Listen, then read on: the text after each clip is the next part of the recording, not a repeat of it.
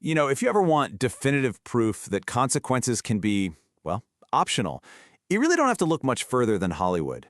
It's this strange parallel universe where the normal rules just don't seem to apply, where being incredibly talented can sometimes feel like a get-out-of-jail-free card. It's a whole phenomenon that really challenges our basic sense of what's fair. And today, we're going to break down exactly how it works. I mean, this quote right here, it really just says it all. The whole issue can be boiled down to this one absolutely staggering idea, that in Hollywood, bad behavior isn't just tolerated, it might actually be rewarded. You throw a tantrum on set, oh, you're not a bully, you're a passionate genius.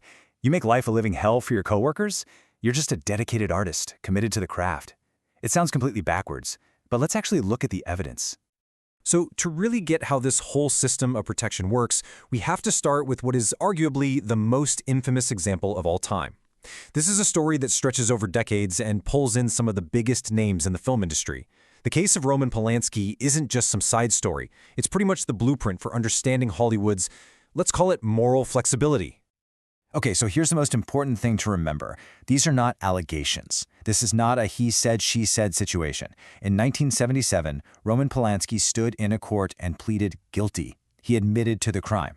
But right before the judge could hand down the sentence, he got on a plane, fled the United States, and became a fugitive from justice, a title he still holds to this very day. So what happens next? Let's fast forward a quarter of a century. It's 2003, and he wins the Oscar for Best Director for his film, The Pianist. Now, everybody in that room, every single star, knew he was a fugitive. They knew exactly why he couldn't be there in person to pick up his award. So the reaction in the room must have been, I don't know, outrage, or at the very, very least, a really uncomfortable, awkward silence, right? No, not even close. The reaction was a massive, thunderous standing ovation. A-list actors and directors on their feet, clapping, celebrating. That was it. That was the moment the disconnect became crystal clear. And then, to top it all off, Harrison Ford, Indiana Jones himself, personally flew to France to hand-deliver that golden statue to a convicted fugitive. This wasn't just turning a blind eye. This was a full-throated endorsement. So the big question is, how? How does something like this happen right out in the open? Well, it's not just about one talented guy getting a pass. It's about an entire system, a whole network of powerful people who actively and very publicly work to protect their own. Let's really dig into the machinery of that protection. So this whole system really got put to the test in 2009. After decades on the run, it looked like justice was finally catching up to Polanski. He was arrested in Switzerland, and it seemed like he was finally going to be sent back to the US to face that sentencing he ran away from. But before that could happen, Hollywood mobilized, not to demand justice, but to actually try and stop it. And just look at some of the names on this list. I mean, these aren't small-time players. These are the absolute pillars of the film industry. We're talking legendary directors, Oscar-winning actors. All of them put their names on a public petition, calling his arrest a travesty. They framed it as this great filmmaker being detained, completely glossing over the fact that he was a fugitive who had admitted to a crime against a child. The message they sent was loud and clear. The artist is more important than the crime. And here's the thing, Polanski is not an isolated case. He's not some one-off anomaly. He's just part of a much broader pattern where certain powerful directors seem to operate with a totally different set of rules, where their genius is treated like a shield for all kinds of terrible behavior. I mean, take a director like David O. Russell. His on-set behavior is the stuff of Hollywood legend. We're talking screaming matches, getting into a physical fight with George Clooney, making Amy Adams cry nearly every day on set. But then, there's the offset stuff. According to a police report, he admitted to groping his teenage niece. His excuse? He claimed she was being provocative. The case was eventually closed, and to this day, Hollywood's biggest stars still line up to be in his movies. For decades, this was how everyone justified it. This quote from Kate Winslet, from before she publicly changed her position, really sums it up perfectly. It's the whole separate the art from the artist defense. It was this really convenient mental trick that allowed people to justify working with figures like Woody Allen, despite the very serious, very long-standing allegations against them. It basically gave them permission to just look the other way. Now, this immunity isn't just for the people behind the camera, not at all. There seems to be a very well-worn path for actors too. It's this predictable cycle that we see play out over and over and over again whenever disturbing allegations come to light. It's almost like a formula at this point. First, a bunch of accusations hit the news. Then comes step 2, strategic silence, or maybe a vaguely worded public statement, usually mentioning personal struggles or mental health. And then, almost like clockwork, step 3, the redemption tour begins, usually with a big comeback role that's designed to tell the world that all is forgiven.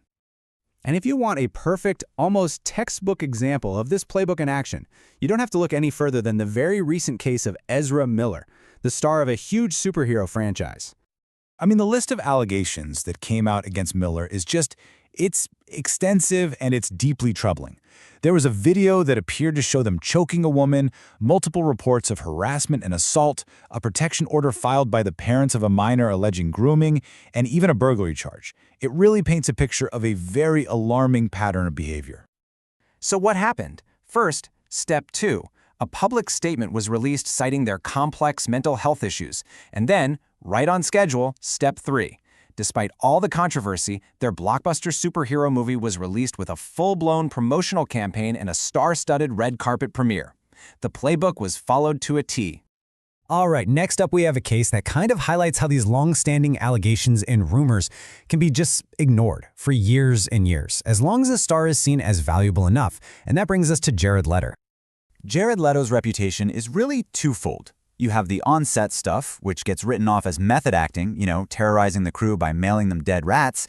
But then there's the much, much more serious side. Numerous allegations of sexual misconduct that go back for years, with some of the women claiming they were underage at the time. Even another director, James Gunn, once publicly called him out for preying on young girls in posts that were later deleted. And what's the reward for all of this? The lead role in a massive, family-friendly Disney franchise. Yeah, the same company that built its entire brand on wholesomeness and happily ever afters handed the keys to one of its biggest new projects to an actor with this kind of history. The contradiction is it's staggering. Okay, so we've seen the rewards for the powerful and the accused. We've seen how the system protects them. But what about the other side of this equation? What happens to the people who are brave enough to speak up? Well, the answer, far too often, is the complete opposite of a reward. Their careers are the ones that end up paying the price. This whole system of silence is really built on this concept of the open secret.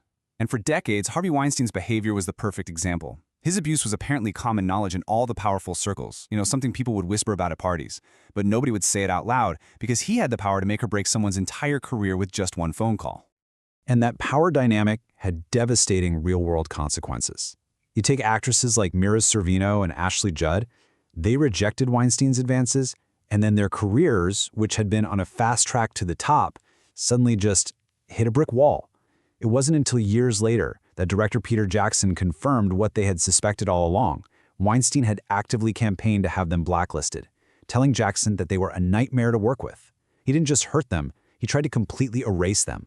And this happened to men, too. In the early 2000s, Brendan Fraser was one of the biggest movie stars on the planet.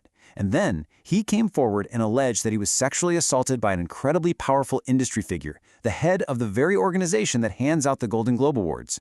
After he spoke up about it, he says the phone just stopped ringing. The work dried up. He was blacklisted from events. His career was basically put on ice for more than a decade.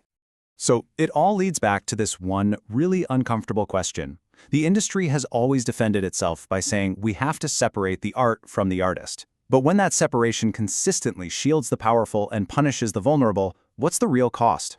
Because at the end of the day, this system doesn't just run on powerful enablers. It runs on ticket sales and streaming subscriptions. And that kind of puts the final question on us, doesn't it? What role are we willing to play in who gets celebrated and who gets silenced?